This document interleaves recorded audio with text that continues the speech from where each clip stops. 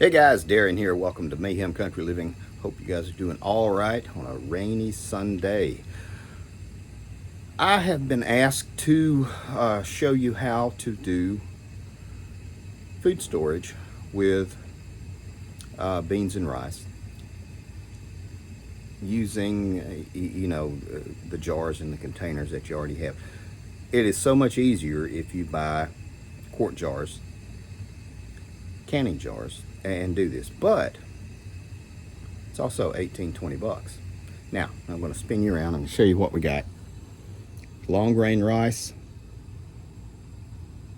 pinto beans. These are the ones we've had in the freezer for a while. I pulled them out a couple of days ago and just let them kind of thaw out and all the moisture dissipate out of them. We got a glass jar, and we got a plastic jar, and we have bay leaves. Now, what we're going to do, it's really easy, is we're going to use these and make them available or workable for long-term storage. It's not hard to do. You can buy the the 25-year food storage stuff, which works out really good. I got a bunch of it, and it fills a niche. I'll say that. It is expensive, but it does fill a niche. Now we're going to get a couple more things and we'll get started. We are back. It is really helpful if you have a couple of jars with good lids that are wide, and also a couple of good funnels. These are ones I use specifically for canning when we do our canning, and it just works out a lot easier, a lot less mess. If you're going to use corn or anything like this, beans, whether it is lentils, black beans, garbanzo beans, anything like that, I would recommend tossing them in the freezer, freezing them for a day or two, and then getting them out and letting them come up to room temperature, and then putting them in your jars for long-term storage. Now, why put them in the freezer? They're all going to have pests, regardless of whatever you see or you read about. There's always the potential for pests or weevils in these things because it's bulk. So you freeze them long enough to kill any kind of weevils or critters or anything like that. Bags of corn, 50-pound bags, I do the same thing, and then start divvying them up. If you don't have enough room in your freezer for a 50-pound bag, most people don't, break them into buckets, like 1 gallon, 2 gallon, stuff like that. Do it that way. This will make sure that you have no parasites to start with. And then we're also going to put in bay leaves. You've seen me do this before. And then also you can get diatomaceous earth, DE, food grade, and you can put in 1 spoonful of that. And what that is, it is crushed, really micro crushed seashells. That would be primitive seashells. DE, diatomaceous earth, and it doesn't change the flavor, doesn't do anything like that. It will flow down in through everything, and you don't have to worry about it. You can put in an oxygen absorber if you want to. You can put in moisture absorbers if you want to. I don't. I really don't. And I've been using this. I've stored probably 300 or 400 pounds of rice and beans and corn this way. It just works for me. Now, is it as sexy and as pretty as having it all in the quart jars? No, it is not. It is not. And so that's something to consider. We're not doing anything with Mylar bags. You can, and Mylar is great, and I use it a lot. But for today, we're just using this stuff that you already have around the house, more than likely. The bay leaves, don't buy them from the McCormick side.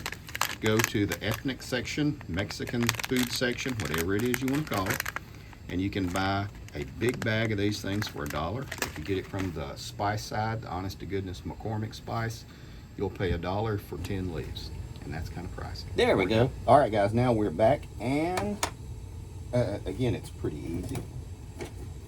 This has been frozen and has thawed out, and so we're just going to take this rice and pour it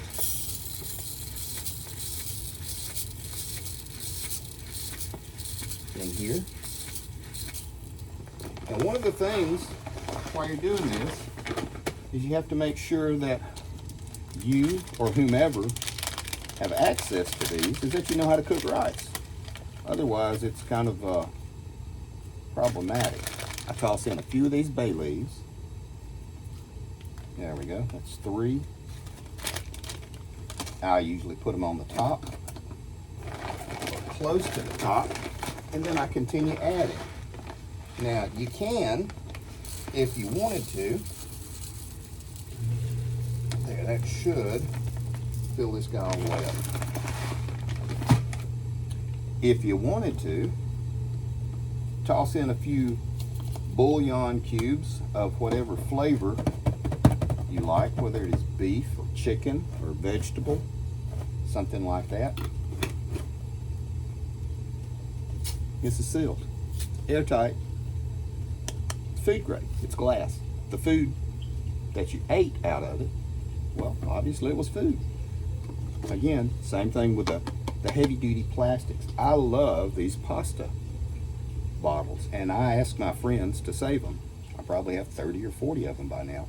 We make our own spaghetti sauce, but we buy these also just because in a pinch the hooch likes to use them. And the different funnels will fit the different containers. Okay guys, making sure you can see me. Now we're back. If you just feel froggy and want to put in the oxygen absorber, do it. It's okay. There is no set rule to this, and the people that tell you, oh, you got to do this, no, you don't. If you want to put in a moisture absorber, put in one. Save all of the ones from the things that you get. You can buy these in packets also, and if you feel like they've been exhausted, put them in your food dehydrator. Leave them in for an afternoon. It draws out any of the moisture, and then you're good to go and reuse these things. Although to me it's kind of redundant putting a silica absorbent packet in a bag of rice, because you know rice is kind of what absorbs moisture. But if that's what you want to do, take this and make it your own. Throw in a few bay leaves. We'll just toss all those in there. Now, the diatomaceous earth, you would just take a spoonful of it, pour it in. I am out of it, and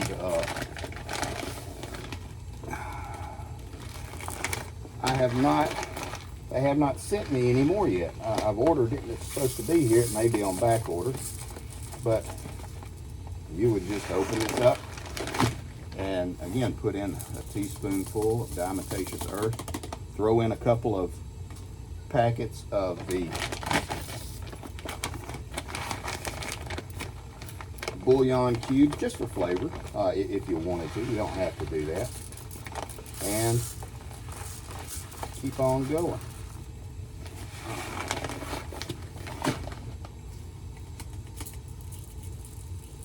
There we go. And we didn't spill that much this time. Sometimes we do. Let me find the top of this. More time. Found it. We are good. Now, I'm going to show you how to store it. Some people are going to say, oh my goodness, it's exposed to light. It will degrade.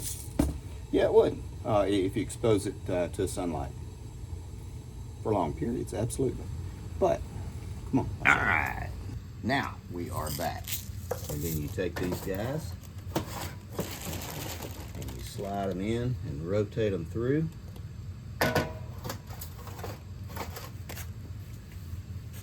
And there we go. Now, I will show you this. That is about, oh gosh, I'm trying to think. That's probably about 80, 100 pounds of rice right there. I keep another few 100 pounds stored away in Mylar because it does store better, in my opinion. And then we have, these are all the beans that we do as far as storage.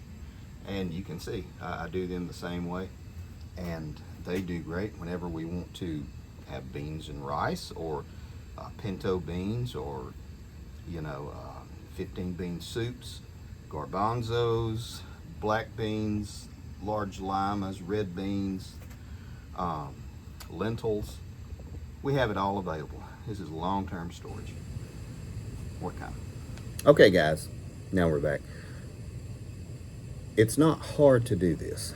It takes a little bit of time, a little bit of thinking. If you don't want to spend the money to do it absolutely pristine, I would love to have all of these things, these dry goods, beans, rice, corn, pastas, and everything. I'd love to have them in gallon jars, gallon mason jars. They move well, they travel okay, and it looks pretty sitting on the shelf. I don't have time for pretty, especially when you get the gallon mason jars, and they're even more expensive than the quarts. If you want to do it, though, do it. It's absolutely fine. And like I said, I'm envious of people who do it that way, because it looks beautiful and it looks pristine. But do what you can afford. I would rather you guys spend the extra money saving your jars that you already bought, or getting them from your friends or your neighbors or your church groups or whatever, and instead of spending that money, buy 50 more pounds of rice or 50 more pounds of pasta. People are going to tell you, oh my God, that stuff won't store. Yes, it will. It absolutely will. It will store fine as long as you store it properly. That's the thing. And there's a couple other things. People say, oh my goodness, you should teach a course on this. There's no course to teach. This is just storing food for long term. Also, your friends are going to ask you, why do you want all these jars? Are you some sort of crazy prepper? No. I use these jars in these 2-liter bottles and all these plastic containers for projects with my grandkids. Which is true, because you've seen the videos of me using this stuff and my grandkids helping me. It ain't hard to do. It ain't rocket surgery. Be safe.